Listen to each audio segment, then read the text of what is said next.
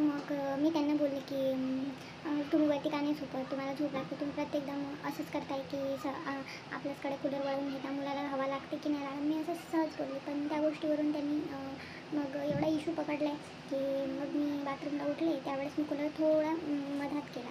तर मला माहीत नव्हतं, आधीच ते चिडलेले होते, पण ते मला उठून शिवीगाळ करायला लागले की की तुला कळत नाही, मी इकडे कोपऱ्यामध्ये झोपतो, मला हवा नाही लागत, काही नाही लागत. मग मी बोलली की असं काय आहे, मध्ये पण हवा लागतो, सर्वांना लागतो, पण तुम्हाला जर नसेल लागत तर तुम्ही तुमच्याकडे वळवू शकता.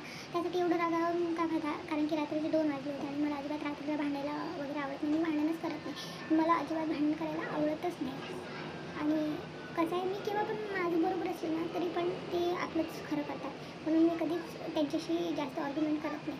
कारण त्यांना सवय आहे, एकदम हायपर होतात आणि हायपर होऊन ते मला मारतात आणि माझ्या मुलाला पण हार्म होऊ शकते, म्हणून मी तिथेच गप्प बसले. आणि तरी पण ते ऐकायला तयार नव्हते आणि त्यांनी रागारागात उठून वरती निघून गेले आणि म्हणले की झोप तू एकटीच, कूलर खा हवा.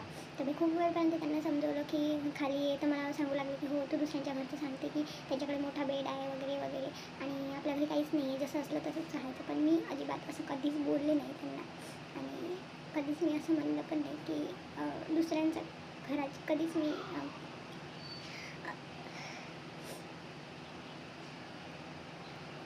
मी बोलली. त्यानंतर घरामध्ये आली. खूप वेळपर्यंत मी माझ्या मम्मीसोबत बोलत होते फोनवरती आणि माझं मन हलकं करत असते मी रोज फोनवरती बोलून.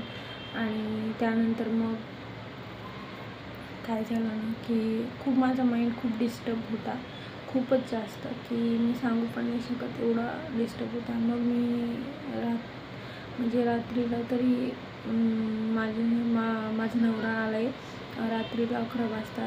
ते घरी आले आणि त्यानंतर मी काही बोलले नाही की उशीर झाला वगैरे, कारण माझे खूप दातामध्ये कीड लागली, त्यामुळे मला दाताचाच त्रास एवढा होता आहे की मला कोणाशी बोलावंसुद्धा वाटत नाही. त्या कारणाने मी काही बोलली पण नाही त्यांच्याशी जास्त. नुसतं थोड्या वेळ थांबले, बाहेरची हवा खाल्ली आणि मग घरामध्ये आले आणि 11:30ला आम्ही जेवण करायला बसलो. जेवण वगैरे झालं, सर्व झालं आणि त्यानंतर मग आम्ही खाली झोपतो, कारण की माझं छोटं बाळ आहे, तर आमचा बेड सिंगल बेडचा आहे, तर झोपता येत नाही आणि बाळाला कसं थोडं मोकळं हवं आणि गरमीचे दिवस आहेत तर असं जवळजवळ नाही चांगलं वाटत झोपायला, त्यामुळे मी खाली झोपते. आम्ही दोघं आधीपासूनच खाली झोपतो. फक्त माझा नवरा वरती झोपत होता, पण कूलरची जे डायरेक्शन असते ते बेडपर्यंत नाही पोचत, म्हणून ते पण आमच्यासोबतच खाली झोपतात. तर ठीक आहे म्हणलं. मग रात्रीला काय झालं की कुठल्या तरी गोष्टीवरून मला त्यांनी काहीतरी बोलले, माझे हजबंड. मला क्लिअरली आठवत नाही आहे की काय बोलले. मी झोपण्यावरूनच मी त्यांना बोलले की तुम्हाला जागा होत नाही तर तुम्ही वरती का नाही झोपत. त्यांनी कूलर आहे ना, कूलर त्यांच्या साईडला पूर्ण वळवला आणि मी मध्येच झोपते आणि माझं बाळ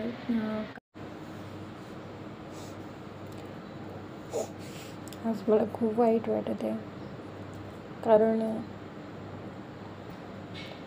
तुम्हाला सांगायचं म्हणजे एवढं लोक त्रास देतात ना की आपल्या घरात पण आपण सुखी नाही राहू शकत. आता मला सांगायचं म्हणजे कसं मी सांगणार आहे माझे प्रॉब्लेम, हे मी यूट्यूबवरती सांगणार आहे. काल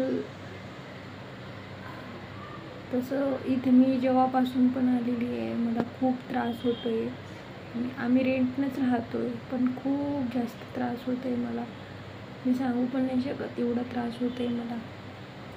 शेजारच्याच त्या मावशी त्या तर एवढ्या मला टॉर्चर करतात की प्रत्येक कचरा इकडं टाकतात त्या माझ्या घराकडं. आणि जे पण कपडे धुत आहेत ना, ते कपडे माहिती आहे काय, त्यांच्या कपड्यांचं पूर्ण खराब पाणी माझ्या इकडंच येतं आहे, पूर्ण दारापर्यंत माझं पाणी येते.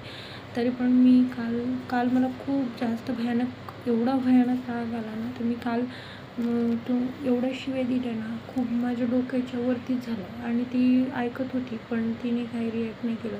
ती मला आहे ना नुसतं पागल करायच्या मागं लागली आहे की हिला पागल करू, इथून काढून टाकायचं. असे लोक आहेत की इथे मला मी सांगू पण नाही शकत की काय काय होत आहे, काय काय नाही. मला किती सहन करावं लागत आहे आणि मी कोणाला सांगू पण शकत नाही. एवढं माझी कंडिशन खराब होत आहे.